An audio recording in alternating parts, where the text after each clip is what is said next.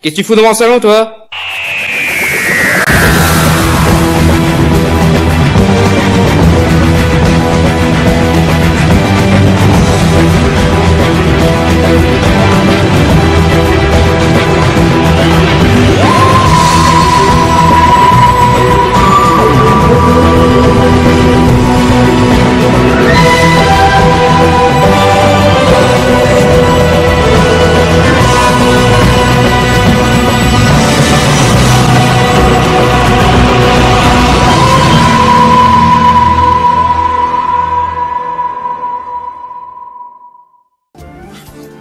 Oh mon Dieu!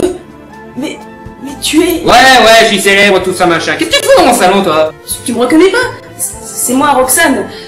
Celle qui te faisait tes dessins durant toute ta première saison. Ouais... Celle pour qui tu as critiqué Cowboy Bebop, le film. C'est un épisode hors série, c'est ça? Ouais. Ah bah voilà, ils sont jamais canoniques ces épisodes. Ah, ok. Et là, donc, je suis dans ton salon? Eh ouais, tu n'avais pas capté?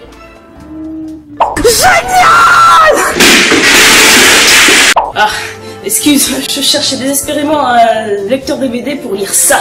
Un DVD des Indestructibles 2 qui sort tout droit des studios secrets de Pixar. Oh cool, moi aussi j'en ai trouvé un. Bon, si ça se trouve, il y a que les storyboards dans celui-là, mais c'est indestructible quoi. Cool. Bon ben, je mets le DVD. Ah non, je mets le DVD, moi. Moi, j'ai dû faire appel à des contacts pour le transférer dans un studio sous-gardé et éviter de me faire choper par la police et d'aller en tôle. Bon alors, moi j'ai dû affronter le démolisseur, j'ai en plus eu la visite surprise du Léviathan d'Atlantide, de l'Hydre d'Hercule et de Justin Bieber.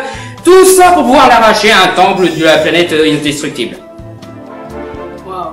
Voilà, donc, tu permets? Bien sûr, honneur aux dames. Merci beaucoup. Merde!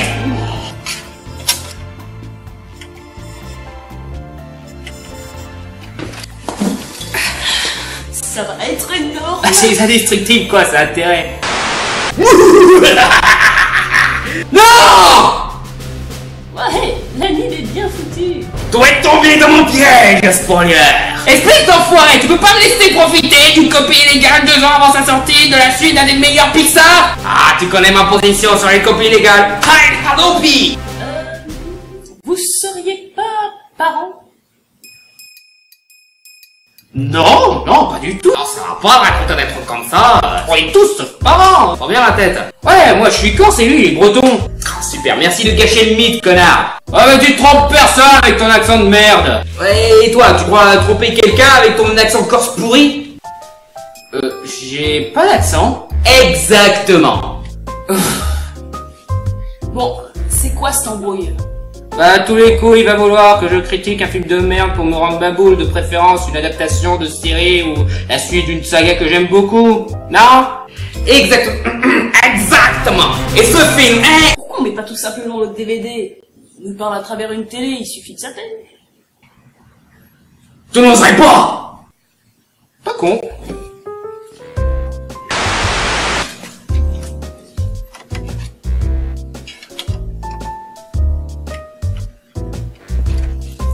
J'aurais dû m'en douter, de toute façon ils auraient mis un Terminator et Elise Moon pour protéger le temple, c'est comme la suite des Indestructibles. Salut.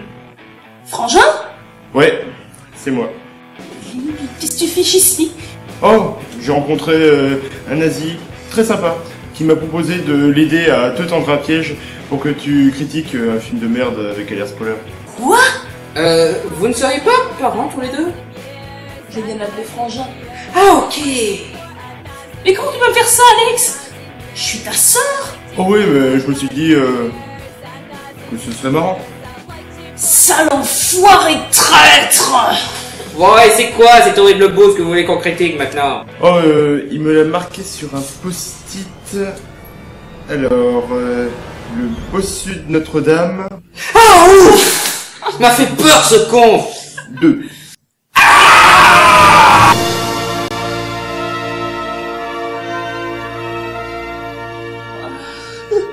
Ça va être douloureux, je le sens.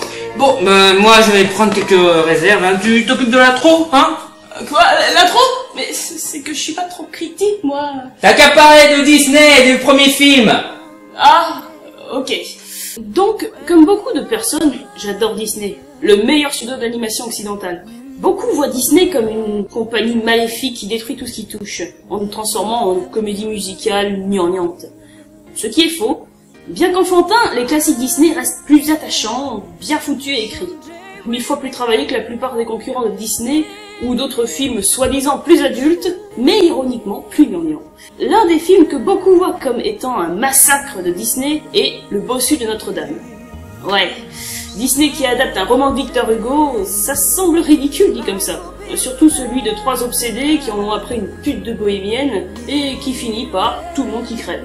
On a du mal à voir Disney, même dans ses envies de faire des trucs adultes, faire un film de ce genre. Mais finalement, Le Bossu de Notre-Dame s'est avéré meilleur que l'on l'espérait. La base de l'histoire est respectée, reprenons même les thèmes religieux et certaines scènes cultes. Mais met de côté la fin tragique pour une histoire épique et suffisamment sombre avec l'un des plus dark, fascinants et cool méchants, de superbes images, rendant Notre-Dame plus titanesque qu'elle ne l'est déjà. Et probablement la meilleure composition d'Alan Menken. 1000 fois mieux que la comédie musicale avec Garou. Y en a pas un peu trop? C'est la pire suite Disney de tous les temps, il y en a jamais trop. Mais malgré leurs excellentes réalisations, Disney est une entreprise. Ce qui veut dire que s'il y a d'un côté des gens talentueux et inspirés, il y a de l'autre des gros costards cravates qui vont faire acheter tout et n'importe quoi, genre la moitié des productions Disney Channel, Jerry Bruckheimer, et le sujet qui nous intéresse aujourd'hui, les suites directes en vidéo. Disney a, ou plutôt avait, vu que maintenant ils se contentent de ressortir leurs classiques en édition spéciale, ce qui n'est pas si mal que ça en fin de compte, mais enfin, ils avaient une fâcheuse tendance à faire des suites de n'importe quoi.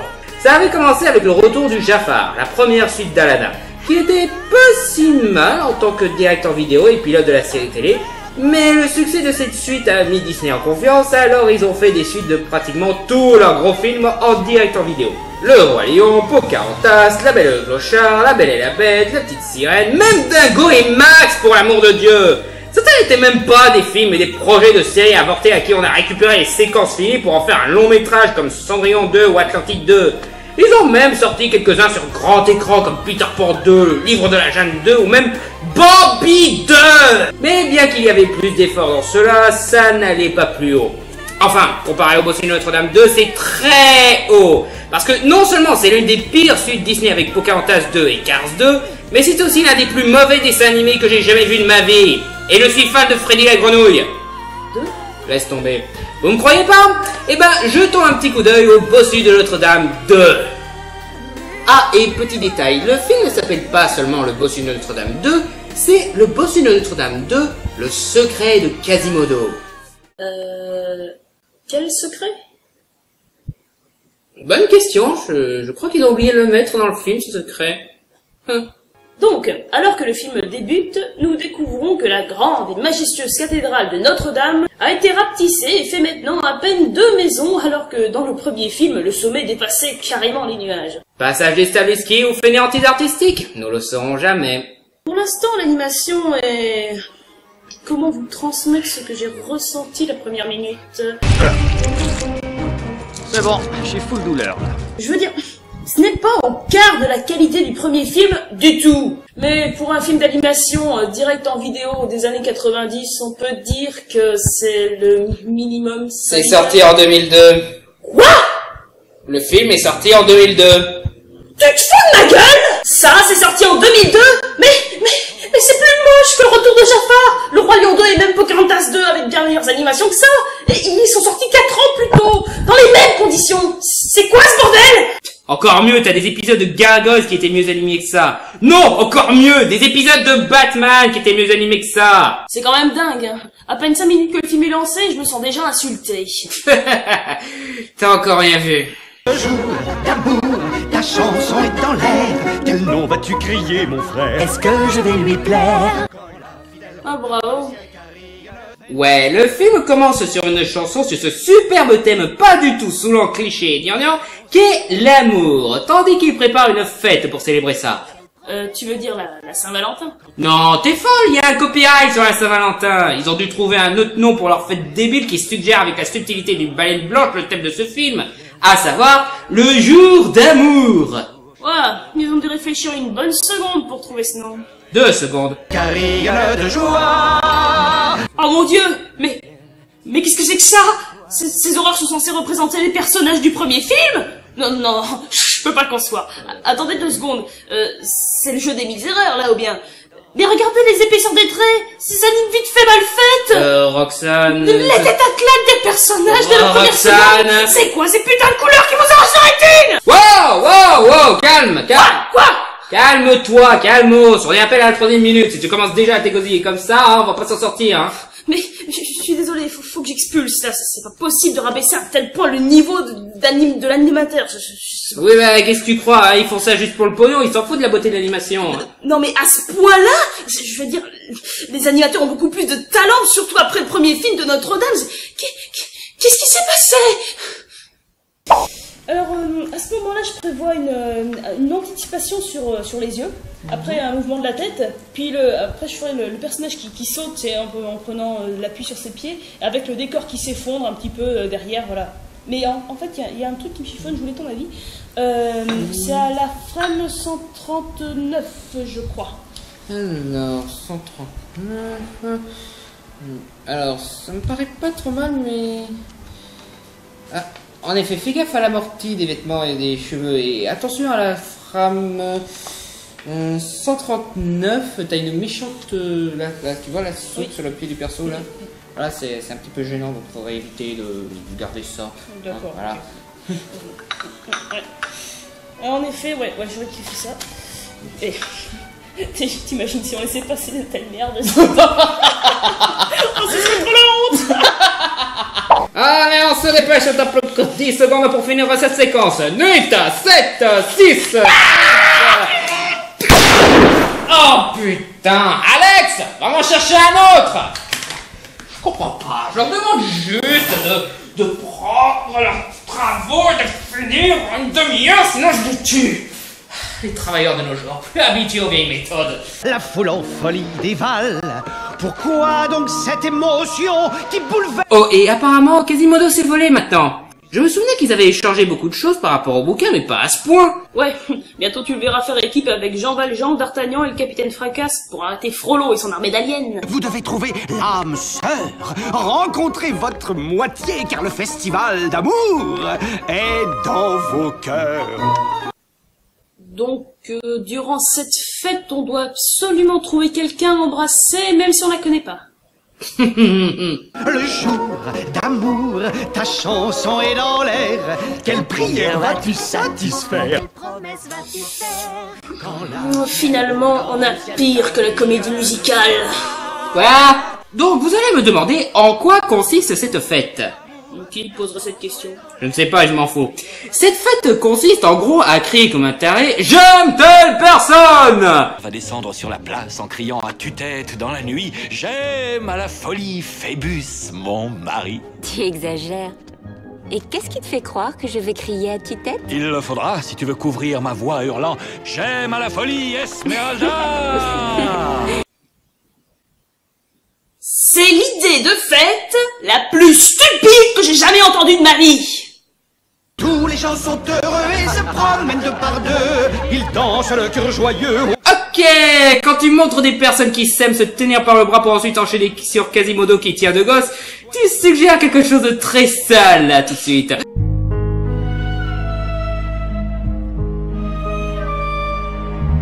Le secret de Quasimodo. Ce soir, le ciel se fleurira d'étoiles. Oh putain, Francis Lalanne fait toujours la voix de Quasi? Je vois pas ce qui te surprend après son succès durant la Coupe du Monde de 2002, pas étonnant qu'il soit dit à participer à des trucs aussi médiocres. Puis, on dira plus qu'Astérix aux Jeux Olympiques est le pire film de sa carrière.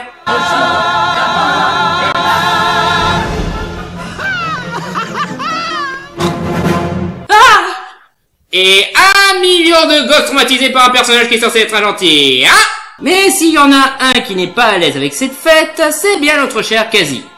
Bizarre, vu que ça ne l'a pas empêché de chanter et de danser avec tout le monde. Non mais ça c'est parce que personne l'aime. Personne? À la fin du 1, il était acclamé comme un héros et tout le monde l'a accepté et il a trouvé personne pour se vider la gargouille? Classe. Eh, pas de moi! Ah, on dirait que chacun trouve sa chacune. Ah oui, Dommage qu'il n'y en ait qu'un comme moi sur cette terre, hein. Ah, c'est bien assez, tu peux me croire. Ah, merci. Les mecs, les gargouilles étaient déjà pas drôles dans le 1. N'essayez même pas, je vous en prie. Mais attends une minute, les gargouilles sont pas censés être les amis imaginaires de Cassim? Eh bien, c'est un truc que beaucoup pensent parce que du coup ça excuse leur nullité dans le premier film, vu qu'ils ne sont pas réels, même s'ils participent à la bataille finale, on peut imaginer que ce sont bien des amis imaginaires. Pourquoi cette question? Pourquoi il a des amis imaginaires s'il a des vrais amis et en plus il est acclamé par tout Paris? C'est écrit par des opportunistes qui ont une animation de 10 ans de retard, t'espérais vraiment qu'ils pensent à ça? Pas faux.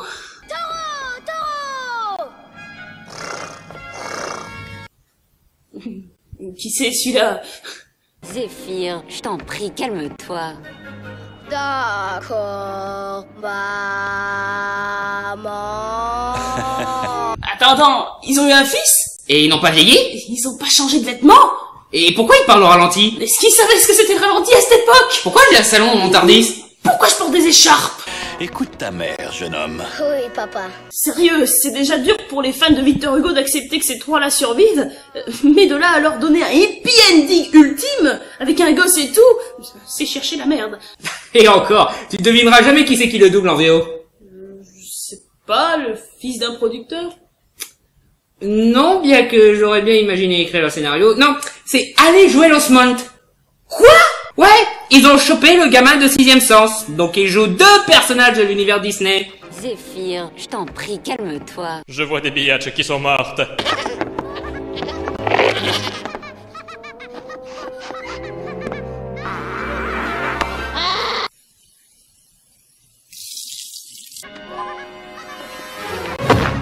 Ok, pédophile et zoophile.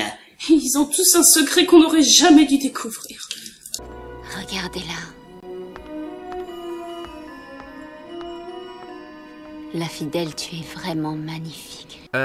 Esmeralda, ce n'est qu'une cloche. Qu'est-ce qu'elle a de si spécial pour être... Est-ce que ce sont des diamants? Connerie! Monsieur Top 10, j'ai un sujet pour toi! D'accord. Qu'est-ce qu'il me demande les trucs? Pourquoi je devrais savoir? Bonjour et bienvenue dans le top 10 des raisons pour lesquelles cette cloche est débile.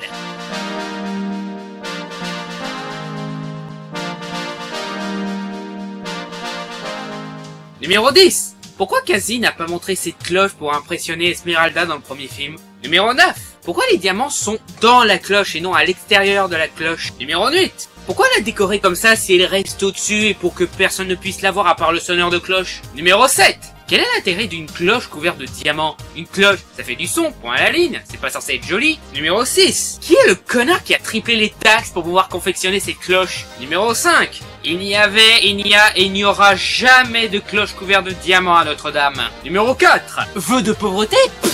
C'est pour les PD. Numéro 3. Donc c'est ça le fameux secret de Quasimodo?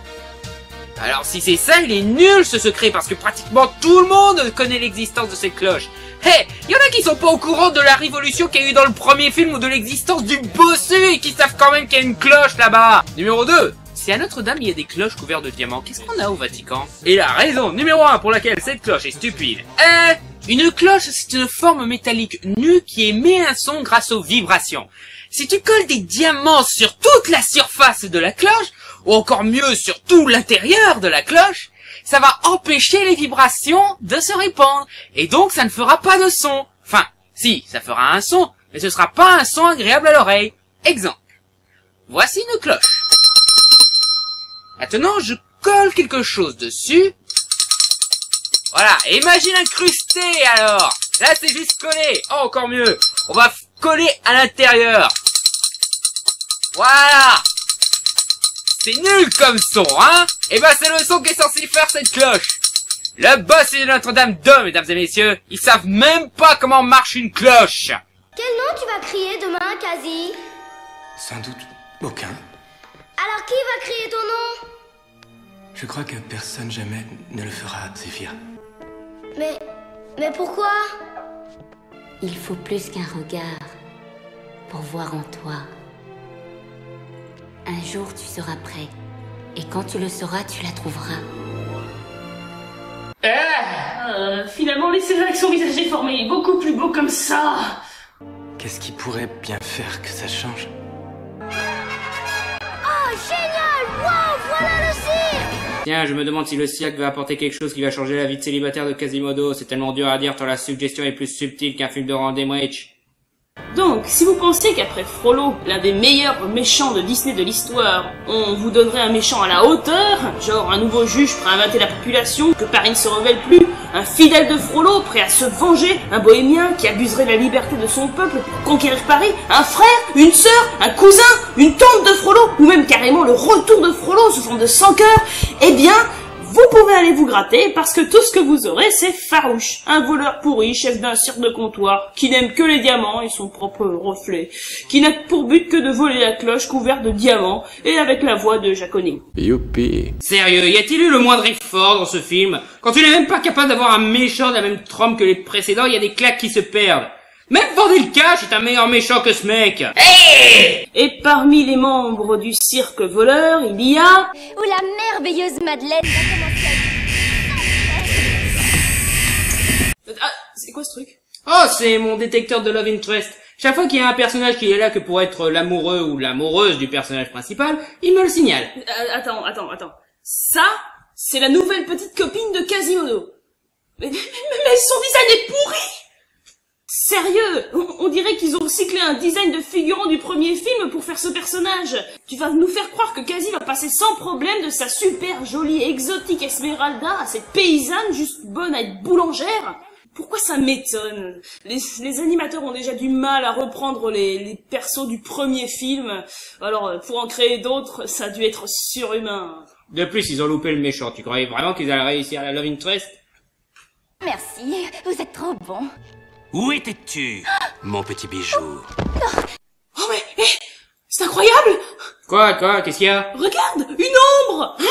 Vous avez remarqué qu'aucun personnage depuis le début du film n'a d'ombre propre? Dommage, parce que ce petit détail rajoute du volume au perso. Parce que là, excusez-moi d'insister, mais ils sont plats. Oui, je sais, il y a l'ombre portée au sol, mais c'est comme une paire de chaussures, l'ombre portée ne se balade jamais sans l'ombre propre. En effet, mais bon, j'imagine que nos héros cherchent à éviter de se faire bouffer par la Vashta Nerada. Le piranha dessert. Le Vashta Nerada. Littéralement l'ombre qui fait fondre la chair. Sérieux, confondre Quasimodo et Peter Pan? Qu'est-ce qui va pas chez ces animateurs? 1 minute 30, 1 minute 29, 1 minute 28... Fini. T'as pensé à l'ombre? Oh, Scheiße. Alex, prends-moi 10 d'un coup cette fois. Je comprends pas. Ils ont qu'à demander s'ils veulent crever. Moi je veux bien tirer. Là-haut, dans la tour de Notre-Dame, est une cloche d'une valeur inestimable. Je veux que tu y montes et découvres quelle est la cloche que l'on appelle la fidèle. Pourquoi devons-nous toujours voler? J'avais pensé... Oh, tu penses, toi? Je ne crois pas que ce soit ton fort. Elle va y aller, elle aura une romance à deux balles avec Quasimodo, mais elle aidera quand même le méchant, elle lui remettra la cloche, Quasimodo découvrira qu'elle a trahi, alors elle la larguera, mais elle se rachètera pour arrêter le méchant à la fin du film, et ils vivront tous les deux heureux pour toujours. Mais qu'est-ce que tu fais? Je prédis l'histoire du film. T'es médium. Non, j'ai vu cette histoire 4000 fois dans toutes les comédies romantiques débiles. C'est le scénario le plus cliché au monde que même Uwe l'écrirait dans son sommeil. Qu'est-ce que je dois faire? Oh, splendide. Je dois splendide. Qu'est-ce que ça veut dire? Splendide! Un sonneur de cloche vit dans la tour. Souris-lui, charme-le, séduis-le, et il te dira exactement ce que je veux savoir. Donc, Madeleine va à Notre-Dame pour trouver la fidèle et berner Quasi. Je cherche le sonneur de cloche. On te demande, mon grand! Pourquoi il se cache? Tout le monde connaît son visage. Il a sonné Paris, nom de Dieu! Est-ce que vous cherchez à m'éviter? Non? Qu'est-ce qu'il y a de si drôle? Rien du tout, si ce n'est qu'on dirait que vous portez un énorme chapeau. Ah, c'est complètement idiot, n'est-ce pas? Non? Oh si, c'est idiot. Et encore je suis poli. Hein.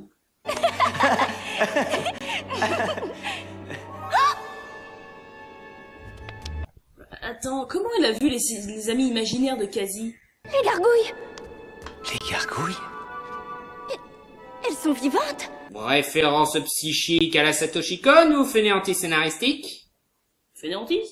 Bien, tu commences à saisir la technique. Madeleine finit par apercevoir son visage et prend peur. Quoi? Elle savait même pas que le sonneur de cloche qui a sauvé Paris est bossu? Mais ça ne dérange pas notre cher bossu qui va de suite faire une figurine de la jeune femme. Rassurez-moi, c'est fait exprès qu'il ait l'air d'un psychopathe obsédé en faisant ça. Est-ce que tu crois au miracle? Miracle? Le genre de miracle qui te pousse à chanter? Tu sais, rien que des miracles ordinaires. Je ne te suis pas très bien, mon cœur. Tu seras plus clair en chantant, mon cœur. Je me demande parfois si quelqu'un pourrait m'aimer. Bon, écoute, on a un contrat qui nous oblige à 5 chansons. Si tu pouvais pousser ta petite chansonnette là, parce que sinon c'est Sarouche qui va devoir chanter. Imagine les gens qui s'aiment chaque jour. Bon, pour être honnête, cette chanson n'est pas mauvaise en soi, elle est juste banale. On passe un bon moment mais on l'oublie vite et au niveau des images, il n'y a aucune énergie et je ne sais pas comment prendre le fait que le plus beau plan soit celui d'une toile d'araignée mouillée. Le reste fait mal aux yeux. Non, mais regardez l'animation du décor. C'est gras et laid, comme s'il voulait faire un plan ambitieux, mais non, ni le talent, ni l'effort de le faire correctement. Si c'est pour rien foutre, ne programmez pas des séquences de ce genre. Mais le gros problème, c'est surtout qu'on a du mal à être transporté par cette émotion magique, alors que Quasi chante sur la possibilité que Madeleine, la nana qu'il a aperçue que 30 secondes et qui a pris peur en le voyant, soit l'élu de son cœur, pour la simple raison qu'il en a marre d'être célibataire. Et le fait qu'il en fait une figurine rend ça encore plus malsain. Ce n'est pas avec Francis Lalanne que tu vas rendre ça mignon.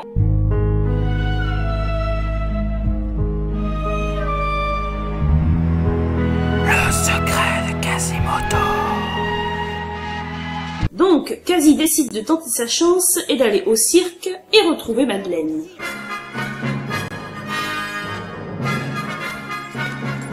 Alors, de quoi j'ai l'air? Bah, je croyais que t'allais au cirque, que t'allais y travailler. Donc, Quasi va au cirque avec Phébus, Esmeralda et Zéphyr.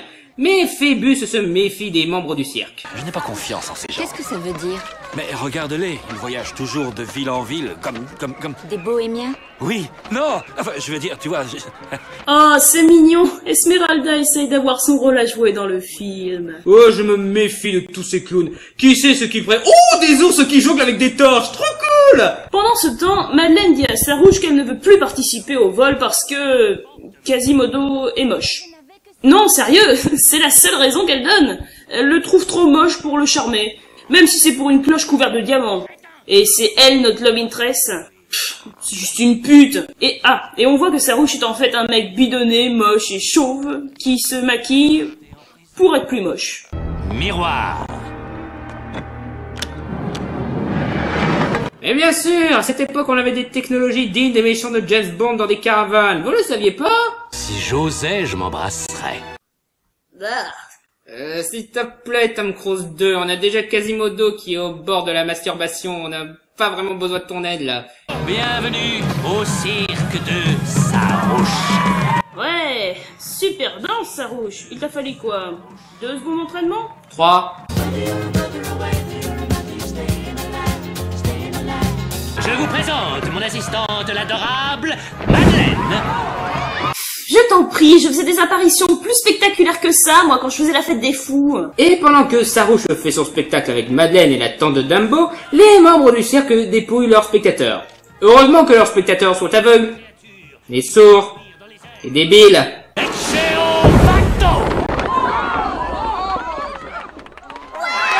Et le spectacle est déjà fini. Déjà? Pire cirque au monde. Pas capable de tenir 5 minutes. Sarouche est extraordinaire. J'aimerais m'engager dans un cirque. Peut-être que je peux rentrer dans un cirque. Il va y aller, se faire capturer par Sarouche, changer la situation du climax en la faveur de Sarouche, et se fera sauver in extremis à la fin. Un scénario de comédie romantique pourri? Non, scénario de film avec un gosse en personnage secondaire. Maintenant que j'y pense, comme on sait comment ça va se terminer, pourquoi on continue la critique jusqu'au bout? Bonne question. Parce que si vous le faites pas, je fais sauter les Champs-Élysées. Cool, vas-y. Vraiment? Ouais, on fait sauter la baraque, hein, on s'en fout, ça vaut pas le coup. Vous êtes sûr? Parce que c'est les Champs-Élysées quand même, il y a le président de la République là-bas. Je t'en prie, c'est Hollande, ce sera pas une grosse perte. En fait, ça nous aurait même arrangé si t'avais fait ça il y a quelques années avec Sarko. Ok. Vous êtes sûr, hein? Ouais. Et boum.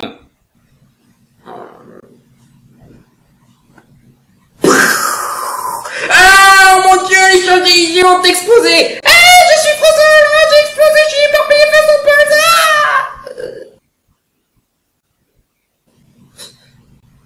S'il vous plaît, continuez à critiquer le film.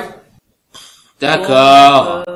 Après le spectacle, Quasimodo se balade avec ses filles, tandis que Madeleine les espionne et... Tu vas dire que si je me cache jusqu'au radio... Non, stop! Marche arrière! Annulez opération chanson de merde avec Sora, ça a pas marché dans Kingdom Hearts 2, c'est dangereux ici! Oh, il est toujours temps de prononcer! Je me colle à toi. C'est pas du jeu. Oh, ouf! Oh. C'était pire que la chanson du jour d'amour. Mais tout d'un coup, la chanson reprend une petite seconde pour être moins pourrie, mais plus perturbant. Même dans les pires micmacs, chaque fois que tu fais un couac, quand tout est ric et rac, je me colle à toi. Oh, le mignon petit pédophile. Je me colle à toi.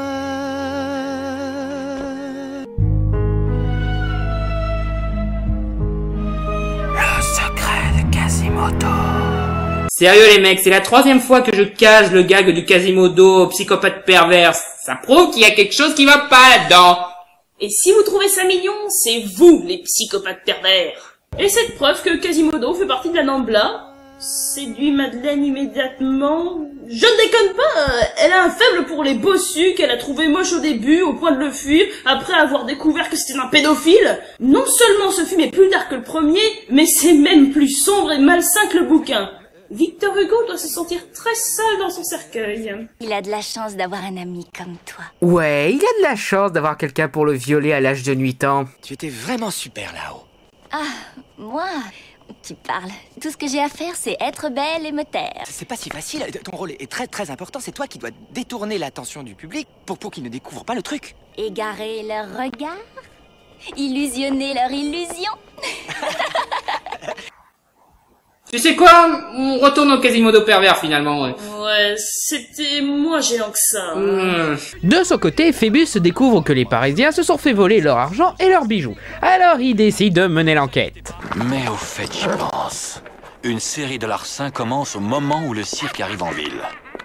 Coïncidence? Non, je ne le crois pas. Tiens, Phébus est apparemment un ancêtre de Craig Wilmore du jeu X-Files. Je me demande si le vol qui a eu lieu aujourd'hui aurait un rapport avec le cirque qui porte pratiquement le mot farouche sur leur enseigne qui est arrivé pile aujourd'hui. Combien de fois me suis-je déjà trompé?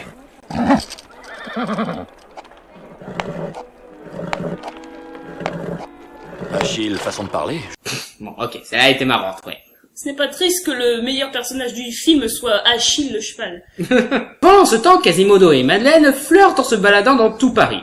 Ils goûtent des soufflets dégonflés, ils sentent des herbes qui ressemblent à des mauvaises herbes, et ils mangent des spaghettis avec le chef qui leur joue de l'accordéon. Il emmène ensuite Madeleine dans une tour pour observer Paris. C'est l'endroit que je préfère pour contempler Paris. Tu vas voir comme c'est beau. Mais je ne vois rien du tout. Évidemment, vous n'êtes pas arrivé au sommet! Ferme les yeux. Et écoute. Paris.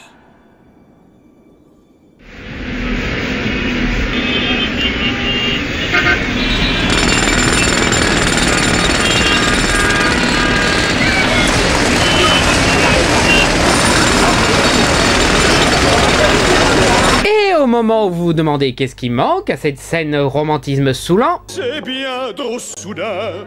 Abandonnez, chanson de merde! Abandonnez, chanson de merde! Ça n'a pas marché dans le 1 avec les 3, ne recommencez pas, non!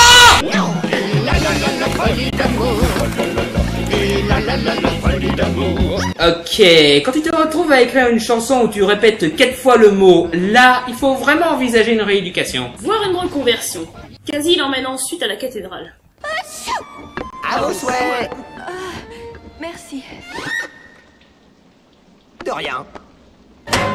Et deuxième bon gag. Mais attention, vous êtes à la moitié du film. Vous avez du retard à rattraper, hein. Et vite. Elle va finalement voir la fidèle. Comme elle est belle. Fidèle, c'est son nom, la fidèle.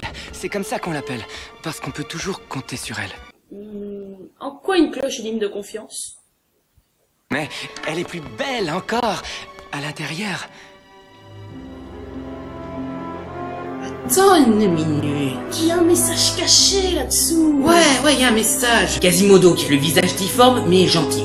Sarouche qui soigne son physique mais est un véritable salopard. Le soufflet loupé mais qui est quand même bon. La mauvaise herbe qui sent bon. Et la cloche avec des diamants à l'intérieur. Si on commence à interpréter tout ça... Le film essaie de nous dire quelque chose. Oui, exact. Que la morale de ce film est... pas original pour une cahouette avec la subtilité de Michael Bay et inutilement répétitif. Rika. Sérieux, pourquoi cette exagération sur les références à la beauté intérieure? Pokémon a mieux exploité ce thème que vous. Il a pas caché 50 000 références à cette morale à 2 balles partout dans le film. Rien que le premier film exploitait mieux cette morale avec une bien meilleure écriture et plus de subtilité. Vous le croyez vraiment assez bête pour ne pas comprendre votre message? Quasimodo est suffisant à lui tout seul pour représenter ce thème. Vous n'avez pas besoin de cette stupide cloche pour surligner au feutre doré fluo à néon votre morale vue 1 milliard de fois. Est-ce que tu penses qu'il y a au fond de moi plus que tu ne vois? Que j'ai quelque chose de beau à offrir? Oh oui. Oh oui, Fifi. J'ai fait ça pour toi. Maintenant, tu pourras toujours te voir avec mes yeux. Le secret de Quasimodo. Sérieux mec, perk. Venez voir la ravissante Esmeralda dans sa danse d'amour. Attention, vous pourriez y laisser votre cœur. Oui, messieurs, elle est fantasmée devant la danse de la sexy Esmeralda alors que son fils est juste à côté. Y aurait pas un truc qui serait pas malsain dans ce film? Ce cirque est responsable d'une série de larcins. Ah, merci. Phébus se fait part de sa méfiance des gens du cirque, Madeleine compris. Alors tout le monde, même Djali lui fait la tête. Tu le crois ça, Achille? Tout le monde m'en veut. C'est bien la première fois que ça m'arrive. Façon de parler. Pourquoi c'est pas le cheval le héros du film? C'est seul à être sympa dans cette histoire. Madeleine de son côté dit à Sarouche qu'elle ne veut plus l'aider, mais il menace de s'en prendre à Quasimodo si elle ne l'aide pas. Tu ne ferais pas ça. Si tu veux qu'il vive, alors attire ton sonneur ailleurs pendant que je vole la fidèle. En fait, pourquoi ne pas faire ça directement? Tuer Quasimodo et voler la cloche? Pourquoi te faire chier à utiliser Madeleine? À part être un connard et être un mauvais méchant, je vois pas ce que ça va t'apporter. Bah, s'il y avait pas eu ça, il y aurait pas eu de film. Encore mieux! Phébus vient voir Sarouche pour son enquête. Attends, c'était pas le chapeau de Mickey dans l'apprenti sorcier? Bon, enfin, Sarouche fait croire à Phébus que c'est Madeleine la voleuse et qu'il n'est qu'une pauvre victime. C'est une voleuse depuis qu'elle a 6 ans. J'espérais que ça lui passerait si je lui donnais un travail. Merci, monsieur, qui a pratiquement le mot farouche dans le nom et qui a un sourire narquois au début et à la fin de chaque phrase à la voix de John Malkovich et qui a des portraits de lui-même sur tous les murs de sa caravane. Je vais croire que la copine de mon meilleur ami et non vous ou les autres membres du cirque a volé la bourse et les bijoux de tous les Parisiens alors qu'elle était sur scène lors du méfait. Même Craig Wilmore aurait soupçonné quelque chose. Elle la ferme. Donc, Madeleine, au lieu de faire quelque chose d'intelligent pour changer, décide de ne pas prévenir Quasimodo, qui est ami avec le capitaine de la garde et avec une armée et Frollo à lui tout seul, qu'un voleur de merde et ses 2 gorilles vont essayer de le tuer pour voler sa cloche, pour l'attirer loin de la cathédrale, pour permettre à Sarouche de voler sa cloche. Ok, je sais bien qu'ils ignorent l'existence des gargouilles, mais il n'y a vraiment aucune surveillance pour cette cathédrale? Pas de garde, ou même de prêtre, ou d'homme d'église? Qu'est-ce que ça me fait penser? Il est passé où l'archidiacre du premier film? Est-ce que Frollo l'a tué en le faisant tomber d'une marche? Ma petite chèvre d'amour. Mais qu'est-ce que tu fabriques? Rien. Merci de mettre les parents dans la délicate situation d'expliquer à leurs enfants que d'avoir des relations amoureuses avec une chèvre, c'est caca. On avait bien besoin de ça. Sarouche entre dans la cathédrale et vole la fidèle, malgré la stupidité des gargouilles. Tiens ça. Tiens ça, c'est trop compliqué pour toi? 3 bons gags. Zéphyr surprend Sarouche et le suit en douce, tandis que le prêtre, oui, finalement il y a un prêtre dans cette cathédrale. Il n'a pas remarqué le gogol et ses 2 gorilles monter et redescendre avec une cloche sous la main, déclare que la cloche a disparu. On nous a volé notre cloche! Nous devons la retrouver ou le festival sera gâché! Ah bon? En quoi elle est importante pour le jour de l'amour, cette cloche? Surtout quand on a encore 30 là-haut, hein, on peut la remplacer facilement. Et puis on peut largement s'en passer de la fidèle, pourrie comme elle est. Phébus comprend qu'il s'est fait avoir par Sarouche, et bien sûr, ils arrêtent Madeleine pour complicité. Évidemment, sans se demander pourquoi Sarouche l'a dénoncé ou l'a laissé s'expliquer. Comment ai-je pu être aussi stupide? Comme tu l'as dit, il faut une excuse débile pour que Quasimodo la largue. Quasi découvre que Zéphyr est parti après Sarouche. Devinez quoi? Il s'est fait choper. Alors Phébus envoie la garde dans toute la ville pour le retrouver. Mais aucune trace de Sarouche. Il faut continuer les recherches. J'ai une idée. Pourquoi on ne dirait pas chercher dans les souterrains? Pas con, les mêmes souterrains qu'ils ont pris pour aller dans la cour des miracles dans le premier film. Bah, c'est justement qu'il est en plus. Bah oui, allez chercher dans les souterrains. J'ai regardé partout. Cherchez dans les souterrains. J'ai des hommes dans toute la cité, nous le trouverons. Cherchez dans les souterrains, monsieur le capitaine de la garde de Paris depuis 10 ans. Vous ne cherchez pas où il faut. Il a pris un chemin souterrain. Les catacombes. Il aurait pu passer par les catacombes. Ah bah voilà, même elle a compris alors qu'elle est à Paris que depuis 2 jours. Mais non, vous envoyez tous les soldats dans toutes les sorties des catacombes. C'est exactement ce que Sarouche voudrait qu'elle nous fasse croire. Comment ai-je pu être aussi stupide? Tu le trouves nulle part en surface. Alors cherche dans les souterrains, connard. Si elle était encore du côté de Sarouche, pourquoi Sarouche la dénoncerait, hein? Et pourquoi elle ne s'est pas enfuie quand elle a entendu que la cloche a été volée? Tu n'as pas besoin d'être Sherlock Holmes pour comprendre ça. Au moins Frollo chopait ce qu'il voulait choper. You're officially the worst chief of police ever. Heureusement, Esmeralda laisse penser à Phébus qu'elle ne couchera plus avec lui s'ils perdent leur môme, et accepte de vérifier, tout en maintenant Madeleine comme prisonnière. Pourquoi il l'emmène avec eux? Ce ne serait pas plus simple de la laisser en cellule avec des gardes pour la surveiller? On n'aurait pas de climax sans elle, donc pourquoi pas. Il trouve Sarouche et lui bloque la route. Mais Sarouche menace de faire quelque chose, chose exceptionnelle avec lui, de s'en prendre à Zéphyr s'il ne le laisse pas s'échapper. Libère mon petit ami! Phébus cède et lui ouvre le passage pour qu'il s'enfuit. Après tout, ce n'est pas comme s'il avait une armée d'archers avec lui qui pourrait lui enfoncer une flèche dans la tronche avant qu'il ne lâche son fils dans l'eau. Ou il n'aurait qu'à nager pour le récupérer. Oh non, il doit pas mouiller ses vêtements, sinon il n'aura plus rien à se mettre cette semaine. Je suis forcé de laisser Sarouche s'en tirer. But you really are the worst. Ever. Quasi, s'il te plaît, écoute-moi. Je sais que je t'ai blessé, je le regrette.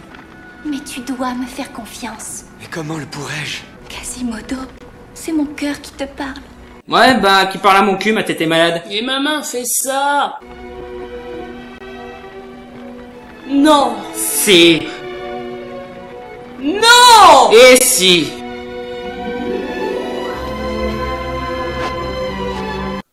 Tu te fous de moi?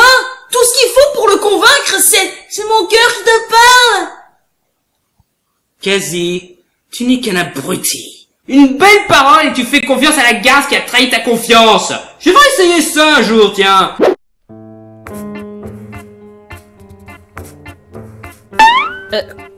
Qui a mangé mon sandwich?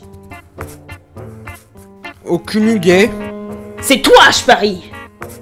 Mais non, pas du tout.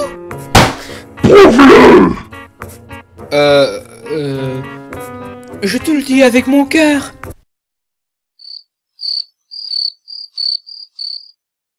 Ah bon? Ok. Excuse-moi de t'avoir accusé. Bon, c'est pas vrai, il est passé où ce sandwich?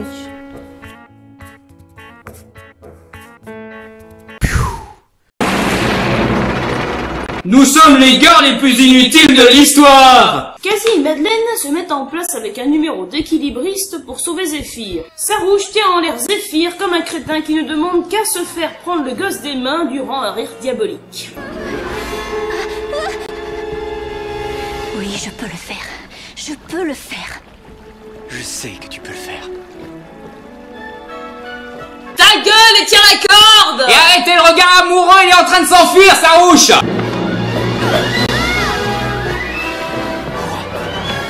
Qu'est-ce que tu fais ici? Moi, je suis belle et je me tais.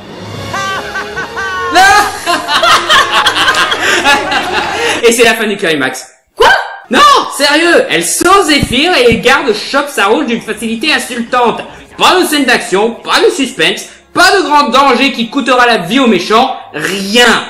On passe de suite à l'épilogue. Mais pourquoi, à quoi on les paye ces branleurs de... J'ai dit on passe à l'épilogue. Ah cool, ça veut dire que c'est presque fini.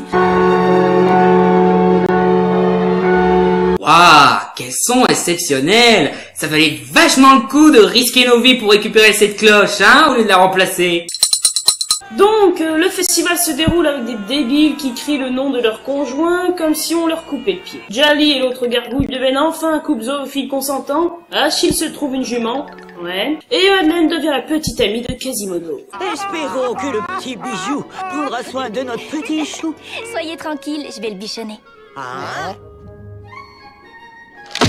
Ouais, bah en même temps, vous vous êtes pas montré très discret avec eux, hein.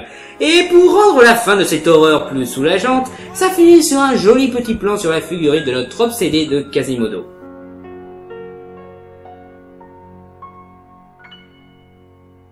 Donc, c'était le bossu de Notre-Dame 2, et qu'est-ce que tu en as pensé, Jali?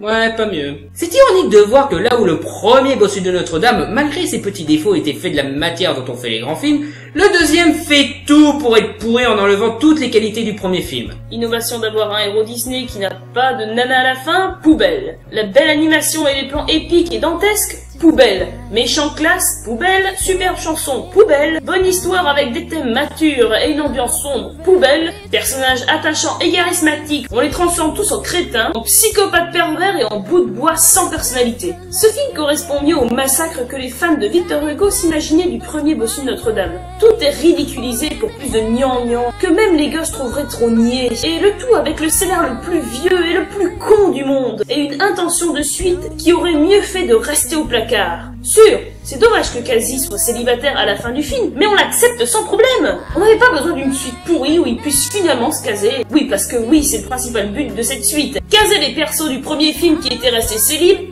jusqu'au cheval. C'est à croire qu'ils ont fait exprès de tout foutre en l'air. Tu peux pas écrire et réaliser un truc si stupide et dégoûtant sans faire exprès. Tu dois volontairement troller les fans du premier film et de l'œuvre de Victor Hugo pour faire ça. Les suites de Disney font rarement des efforts, mais cette suite est l'anti-effort.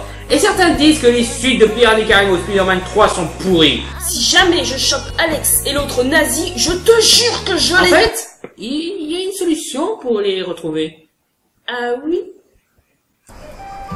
Sinon, t'as d'autres projets pour les deux autres? Bah, j'y réfléchis encore. J'envisage peut-être la série télévisée Quasimodo qui a l'air bien pourrie aussi, ouais. Pourquoi ce thème autour de Notre-Dame de Paris? Ah, je suis dans ma période Victor Hugo. Malheureusement, Les Misérables n'ont pas beaucoup de mauvaises adaptations. Ah oui, tu crois qu'il souffre? Oh, il y a même des chances qu'avant le climax, ta sœur trucide à l'air spoiler. Cool, ça fera son éducation. Oh, salut,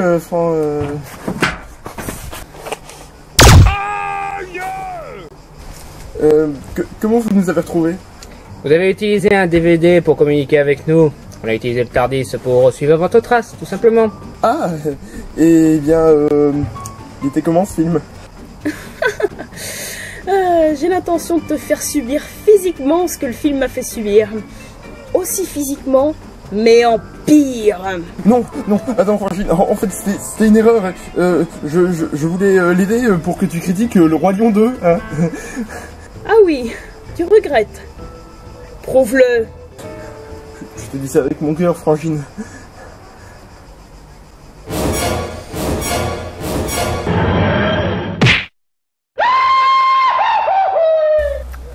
Tu sais qu'il va s'écraser par terre et se faire extrêmement mal. Ça fera son éducation. C'est beau l'amour fraternel. Tu l'as dit.